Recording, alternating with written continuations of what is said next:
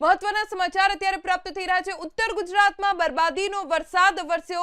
ઉત્તર ગુજરાતના તમામ જિલ્લાઓમાં હવામાનમાં પલટો જોવા મળી રહ્યો છે। બનાસકાંઠામાં વીજળીના કડાકા ભડાકા સાથે બરબાદીનો વરસાદ પડ્યો। ધાનેરા, પાલનપુર, અંબાજી, દાંતીવાડામાં માવઠું વરસ્યું। પાથાવાડા, દાતા, અમીરગઢમાં ધોધમાર વરસાદ વરસ્યો, જેના કારણે ખેડૂતો બરબાદ થઈ ગયા છે। રસ્તા આપ જળમગ્ન જોઈ રહ્યા છો। બનાસકાંઠા જિલ્લો જે આ વખતે કમોસમી વરસાદના કારણે તબાહ થઈ જાય એવી સ્થિતિ સર્જાઈ છે।